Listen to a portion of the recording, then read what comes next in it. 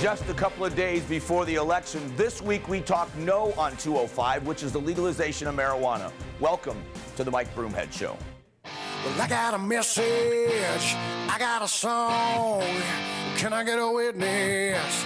Tell me what's going on. I show the people I've been away. Thanks for being here. We got a big show this week. We have Bill Montgomery, who is Maricopa County attorney, who is no on Prop 205. Why does the biggest county in Arizona want no on 205? We'll talk about that in a few moments. But we start every show off the same way. We call it the sweep. Sponsored by our good friends at Zero Edge Carpet and Tile Cleaning. Every sweep starts off the same, it seems like. Donald Trump and Hillary Clinton. Let's start with Donald Trump. He is up in Arizona now. He is winning in New Mexico. He is winning North Carolina. He's winning Ohio. He is winning Florida. He's closing the gap in Pennsylvania. And it looks as if now every media outlet is shocked and talking about the possibility of Donald Trump getting 270 electoral votes. It's not so much the good things that Donald Trump is doing. It is what Hillary Clinton is not, and some of the things that are being exposed in the emails. They are pulling out all the stops. The president has been on the stump all week. And to tell you how serious North Carolina is, he was in North Carolina talking to voters about Democrats and the election, and this is what he had to say to the voters there. So, I hate to put a little pressure on you, but the fate of the republic rests on your shoulders. The fate of the republic rests on your shoulders. They are saying the bellwether state may be North Carolina, where Donald Trump is winning. The president said he wasn't worried when John McCain was running. He wasn't worried when Mitt Romney was running. If either one of them had beaten him, he wasn't worried about the republic. But he's concerned about a Donald Trump presidency, which shocks me, because what about a Hillary Clinton presidency? Have you seen the email dump this week? Now the FBI director, James Comey, writes the letter. They are looking at new emails. Here's what happened. Anthony Weiner, was Huma Abedin's husband, was caught or suspected of texting inappropriate things with a 15-year-old girl. So they seized his laptop. While looking through his laptop, they found emails that his wife had been using on his computer, thousands of emails that were sent and received via that private server of Hillary Clinton's. They are now saying that those are different emails than the ones that have already been recovered. What's in them? That's where they're looking. The other thing that happened is that they are investigating, and have been for over a year, the Clinton Foundation. The FBI says they are. They told Brett Baer at Fox News, some of his sources there, told him that they are working their way toward, and indictments are likely in looking into the Clinton Foundation. How in the world are we going to elect a president and then indict her or impeach her? That's why her poll numbers are down so far. It's not so much the great things Trump is doing, but this email scandal is really hurting the Clinton campaign. By the way, Hillary Clinton in town on Thursday here in the Valley, along with Mike Pence. We're getting visits from Trump Jr., Tim Kaine. Arizona is definitely in play, and both sides know it. So let's talk about this in the news. One of the things we put up on the radio side this week, I put it up on my Facebook page from the Mike Broomhead Show fan page on Facebook, was a chart. Senator Jeff Flake's office released a chart about increases in Obamacare rates county by county here in the state of Arizona. Take a look at that chart.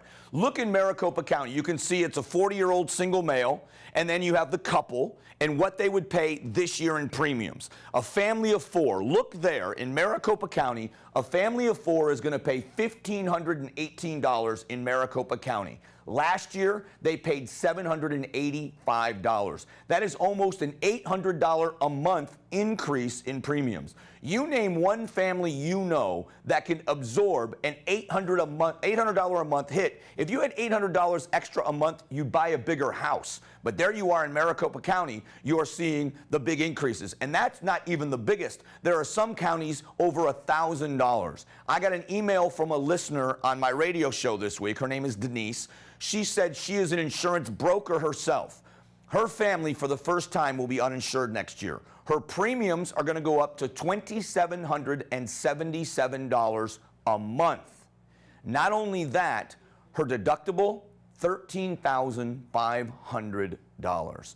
The very people that Obamacare is supposed to be helping, it is going to bankrupt. That's been the problem all along. So that's the big issue with Obamacare. It's not that we don't want people in America to have access to quality health care. That is a bogus argument. The problem is it costs more than it should, and it's choking people out of the market. There will be no discretionary income for families, because if they can't afford the insurance, they'll have to pay cash when they can, and they'll pay the fines out of their taxes at the end of the year. Paying those fines is going to be a nightmare. Discretionary income gone for people, which means they're not going to go to dinner, they're not going to go out, they're going to stay home, and the economy is going to tank. Coming up in just a few moments, Bill Montgomery, the county attorney here in Maricopa County, where we broadcast from, talks about why we should vote no on Prop 205. Before we get to that, let me talk about my friends at Zero Res. Zero Res, the best way to have your carpets cleaned. During the holiday season, they know whether it's before the holidays, you want to get the house looking good because you're hosting parties, or if you're like my family, you schedule the carpet cleaning after the party because we destroy the carpets. Either way, they've expanded their staff so that you can always have the carpet cleaning you need done. They use the empowered water. That's the only way to have your carpets cleaned, is using that. They dry faster, they stay cleaner longer. So make sure you contact the good people, of course, at Zero Res.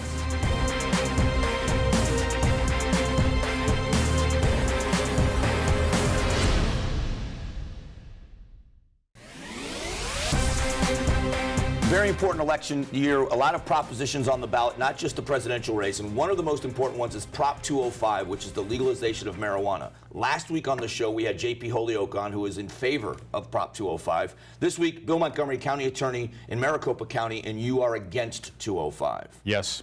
So let me ask you let me throw a couple of things your direction. Mr. Holyoke last week said there's a lot of false information being put out by the No on 205 people, that this is actually going to be good for schools, it's going to raise a lot of money, and that it's going to drive the crime rate down because it's going to take the criminal element out of marijuana. Answer some of those statements made by them. Show me the data. Show me where in Colorado crime has gone down as a result of legalizing a product and creating other criminal problems. In the city of Denver, they've had to add 15 more police officers. They're spending another $125,000 to expand their evidence room for all of the illegally grown marijuana that they're having to seize. And they've had cartel operations there manned by people from Cuba, China, Colombia, Laos, Mexico, Vietnam, moving into Denver to what the Colorado State Attorney General says basically is to take advantage of the facade of a legal market. So no, it doesn't happen. And in previous debates, the chairman has admitted, Mr. Holyoke has admitted, that this doesn't drive away the black market, and cartels don't go away overnight. And they're not going to give up their foothold in what they perceive to be a way to make more money, again, under that facade of a legal market. And when it comes to the education, show me the money. Show me where it really works. Our system of paying for overhead for the bureaucracies that get created is different in kind than what they have in Colorado, where schools did not, by and large, see any money. I know the other side went in and they peddled a couple of Colorado officials to come out and say, well, actually, we had all this money that came into the school system. Well, I'm going to look at superintendents and those who actually work in the schools to tell us whether or not it happened. And the important part of their funding mechanism, schools don't go first in this. If they really wanted money to go to schools, then it would have been first in the distribution. Instead, you got to pay for the overhead of the new Department of Marijuana, which has sweeping regulatory authority, not seen in the regulatory entity in Colorado, not seen in the Department of Health Services here and running the medical marijuana program. Instead, they're not only given authority over licensees, they're given authority over anyone who transfers marijuana for anything of value. So trade it for a sticker. You're going to be investigated by the pot cops under the Department of Marijuana. So that incredible expanse of regulatory authority, plus having to pay for the overhead for the Department of Revenue to go out and collect taxes from cash-only businesses, because they'll voluntarily comply. Then you have to pay back the medical marijuana fund, which is swept by this new Department of Marijuana. Then you got to pay half of all the licenses and fees to municipalities that have a dispensary in them. Then you get to distribution to schools. Wow. And they're taking 20% off the top in order to educate the public about the harms of marijuana.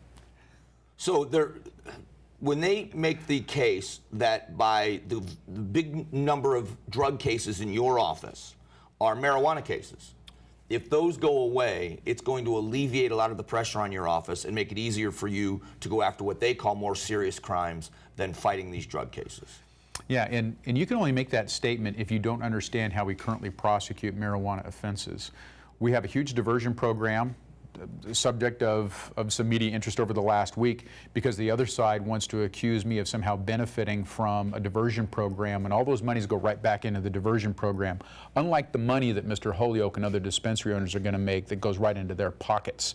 Our diversion program allows us to avoid having to go through formal prosecution for simple possession, simple use cases. We handle those outside the criminal justice system. So the cases that we have right now, we'll continue to have. You know, this initiative doesn't legalize everything associated with marijuana. And because we're going to have that cartel presence, we're still going to have to deal with the drug sales and drug trafficking cases, because we're still going to be the main thoroughfare for drug smuggling into the United States. And none of those entities are licensed. Looking at Prop 205 and the way it's written, I've had a lot of serious concerns, like you're saying. The biggest thing to me is the fact that it's on the ballot as a proposition, which means if the state legislature wants to go in and fix anything, it isn't working the way they thought, they don't have the ability to do that. They've got to put something back on the ballot for the voters to decide, and it kind of ties the hands of the legislature. If we have liquor laws, they can go in and fix the liquor laws. They can tweak the liquor laws. They can't do anything to this except further its cause, correct? That's right. We have something in Arizona that's unique. We don't see this in any other state. It's called the Voter Protection Act, which states that the legislature, it can't repeal, the governor can't veto a citizen's passed initiative. All they can do is further the intent or purpose of that initiative, and then it requires a 3/4 roll call vote, a supermajority. So, for example, you know, the one provision within this initiative that says the state may impose no penalty for an action taken while under the influence of marijuana based solely on the presence of metabolites in the blood. That means we can't have a per se limit. So when the science catches up to where we can say everybody who has this amount of active marijuana in their system or more is going to be impaired, the legislature can't adjust it because of that first statement. The state may impose no penalty. So the legislature can't come back in later because of the Voter Protection Act and all of a sudden say, well, for this amount of active metabolites in the blood, we can impose a penalty. That's directly in conflict with it. And you're right, what it would then take is someone to come along with another $1 million to buy the signatures to qualify for the ballot. And at that point in time, you're going to have to fight an entrenched industry that is making money hand over fist, that already is fighting tooth and nail to make sure they can get rich, and we pay the cost. One of the things we haven't talked about is the potency of the marijuana we're talking about now versus 25 years ago with people growing plants and the edibles. So there's more on 205 than meets the eye. We're going to take a quick break. When we come back, Bill Montgomery is going to talk a little bit more about why no on 205 from a legal standpoint, whether or not you think marijuana should be legalized. Is this law worthwhile? We'll be back.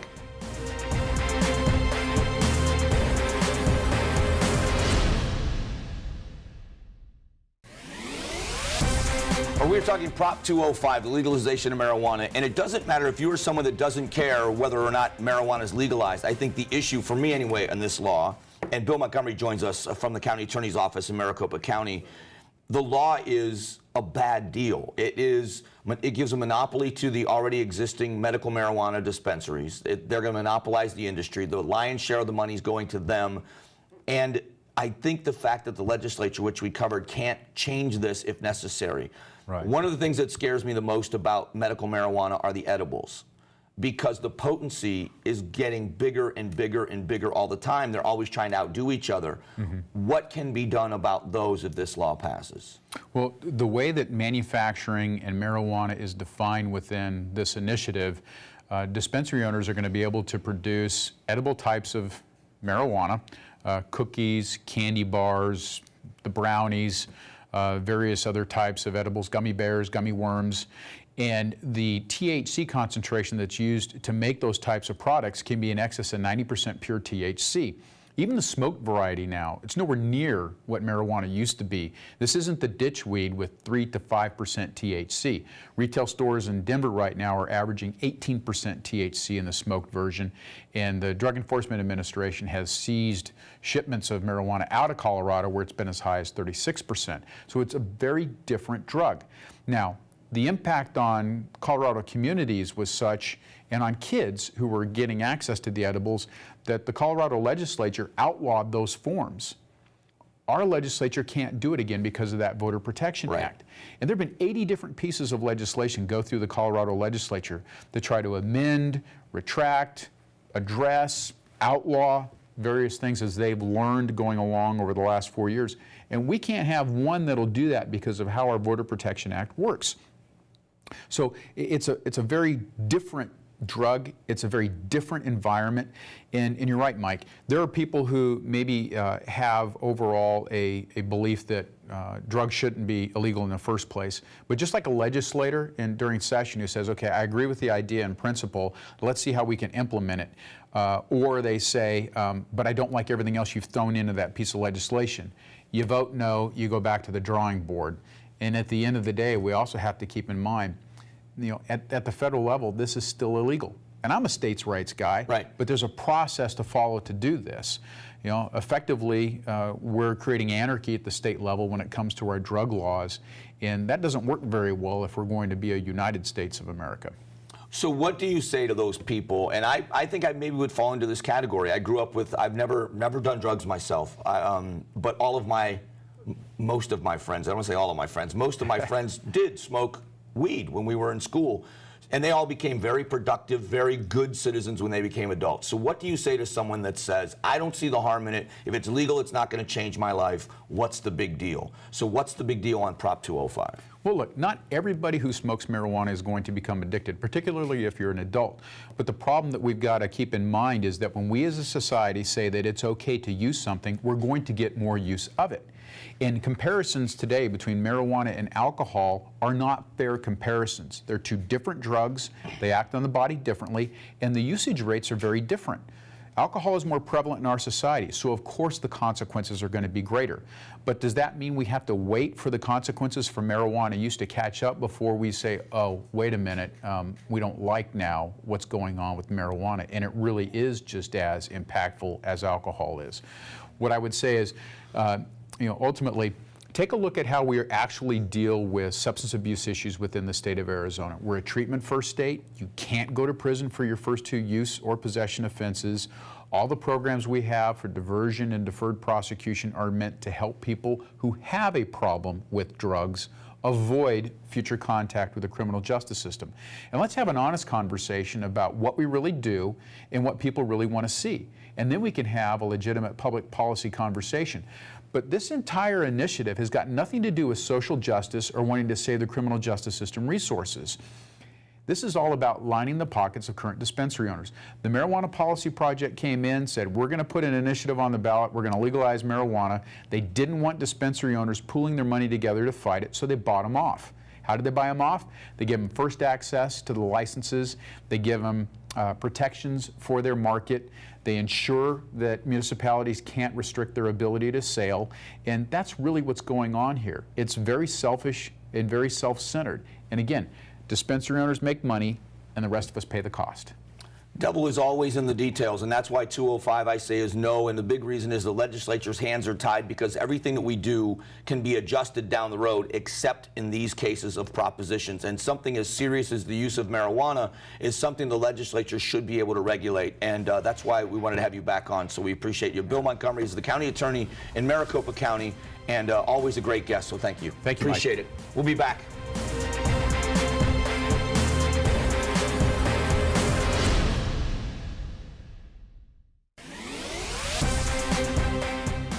Welcome back. It's time for one of my favorite parts of the show. We call it From Arizona for America. It's our way to congratulate and thank the fine Arizona men and women who have recently graduated from boot camp and are now serving in our country's military. So please join me this week in honoring U.S. Army Private Dylan Chappelle from Marcos de Niza High School in Tempe, Airman First Class Alexander Regalado from Peoria High School in Peoria, and Airman Joshua Sutton from Yuma High in Yuma. For a list of all of our friends and neighbors that are from Arizona for America, go to the Mike Broomhead Show page at aztv.com. We'll be back in a minute with Broomhead's Best and hashtag this, so don't go away.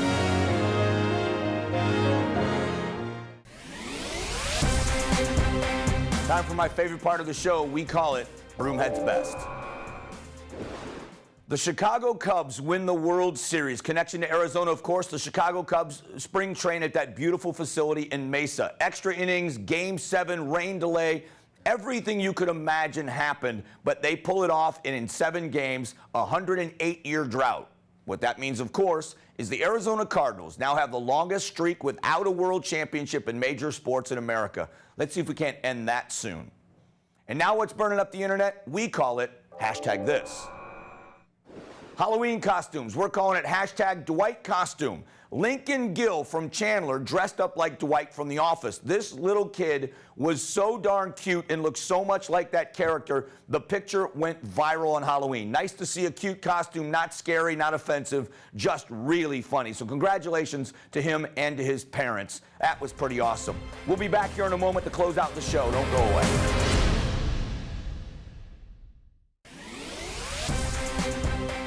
Next week, when we broadcast the show, chances are we'll be telling you who the sheriff of Maricopa County is, who our next president is going to be, whether or not John McCain retained his seat. But all of this doesn't matter. Marijuana, nothing unless you go out and vote. Be a part of the solution. Next week on the show, Rob Hunter from our morning show, my news guy, is going to join me to break down election results. His opinion's different from mine. Sometime he's going to be a great guest, so he'll be a lot of fun. And a special thank you to Bill Montgomery, Maricopa County attorney, who helped me this week talk about no on Prop 205. Wherever you stand, make your voice heard. Get out and vote. We'll be back next Saturday. Have a great week, everyone. God bless.